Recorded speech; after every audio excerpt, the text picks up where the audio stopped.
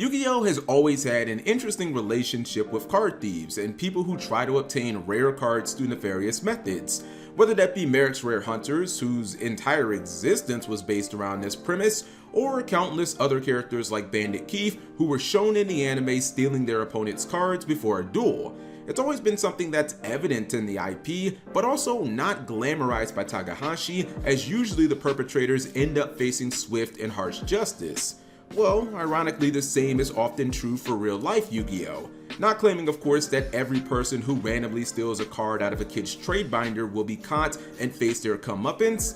However, when it comes to people trying to pull off elaborate or over-the-top heists for expensive Yu-Gi-Oh! Cards, they are often caught and face public ridicule as their names end up in news publications or in a CapG YouTube video. Such was the case for what I believe could be one of the most brazen and possibly stupidest attempts to steal a high-end card worth thousands of dollars. This happened just a couple of weeks ago in Tokyo, Japan on March 13th. On this day, a 22-year-old man by the name of Sora Takashino entered a local trading card store in the Chiyoda ward and politely asked the store's clerk about their incredibly rare Blue Eyes White Dragon. Mr. Takashino specifically asked if he could physically inspect the card to verify its condition. Considering this was no typical Blue Eyes White Dragon, but in fact a copy that was worth approximately 4.98 million yen or $33,000 American, it wasn't an unreasonable request. Most people who are looking to spend over $1,000 on a single Yu-Gi-Oh! Card will generally want some sort of guarantee or proof of its physical condition, and the higher the number goes on that card, the more evidence that they'll usually want of its said condition. The clerk agreed to the request, retrieved the card from the display case, and subsequently handed the card to Takashino for inspection, who had far different plans than simply inspecting the card. The moment the clerk became distracted by other customers in the store, Takashino sprung into action, pocketing the card and immediately beelining for the door. Once Takashino got outside the store, he quickly bolted 400 feet away where his friend and co-worker Kanta Sanmi had a car ready and waiting for a quick getaway. Once the clerk had caught wind to what had taken place, he immediately contacted the Tokyo City Police Department and notified them of the situation so that they could investigate in hopes of retrieving the card and catching the would-be thieves. It's at this point I'd just like to take a moment and point out why I personally consider this to be such an incredibly brazen crime.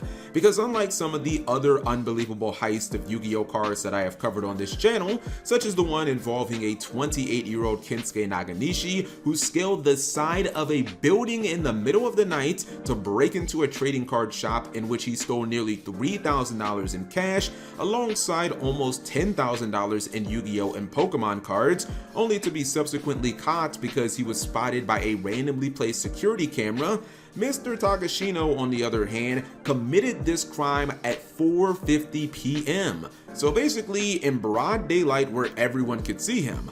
Not the smartest decision in my opinion, but definitely ballsy nonetheless. Tashino and his co-worker Kanta Sanmi were now in possession of a $30,000 plus Yu-Gi-Oh! Card. However, most merchants don't accept Yu-Gi-Oh! Cards in exchange for goods or services, so they kinda needed a way to sell it, and preferably a quick way.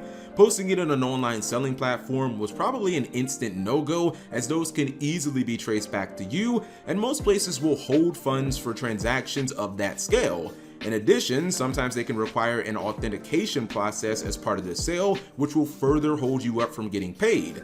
So instead, about 3 hours later, the duo traveled to a pawn shop about 6 miles from where the crime was originally committed to Tokyo's Ikebukuro district. They stopped at a pawn shop there and sold the card for 1 million yen, about 6,600 American dollars, or about a fifth of what the card was actually worth. Despite selling the card for far less than it was actually worth, this could have been seen as a huge win for both Takashino and the pawn shop, as they both essentially would have gotten huge deals out of all of this and for free.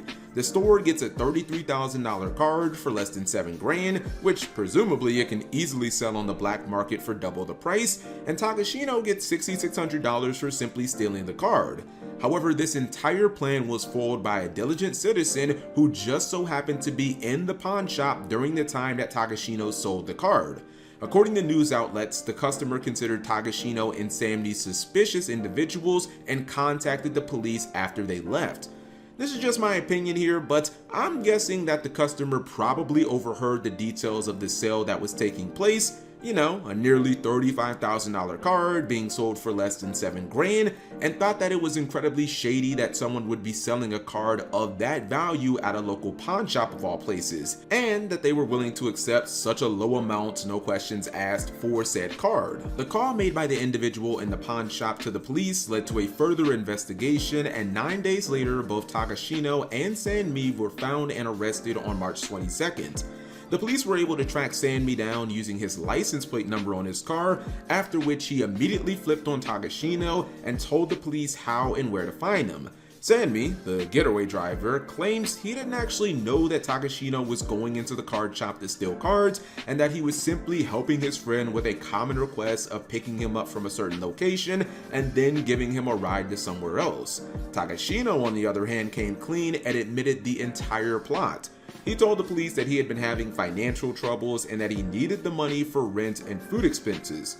Both were charged with robbery, which is a felony in the United States of America. Now, I don't know this for a fact, but I would guess that the charge was so severe because of the value of the item that they stole.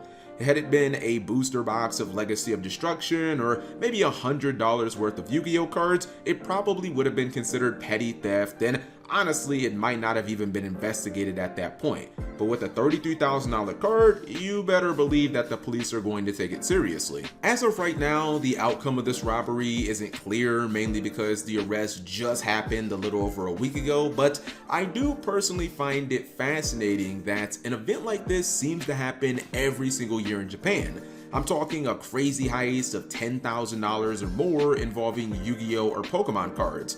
I think it really goes to show just how big of a deal trading card games and the entire TCG industry is in Japan, because if you really think about it, this really wasn't like an elaborate plan or something that was super complex, despite the fact that it involved an insanely valuable card. As many people have pointed out, Takashino basically just copied the plotline of the first episode of Yu-Gi-Oh! DM, except he skipped the duel. For anyone wondering about the card specifically, this copy of Blue Eyes White Dragon was most likely a 1999 Japanese Jump Fiesta promo Blue Eyes, which, according to PSA grading, can rake in a ridiculous $125,000 if the card is PSA graded 10 out of 10 gem mint.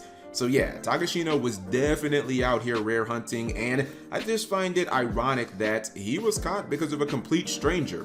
I mean, one can only imagine what Japan has cooked up for us in 2025, because these guys are out here doing next level heists, and it never ceases to amaze me what the Japanese players will do when it comes to getting these Yu-Gi-Oh cards, so on and so forth.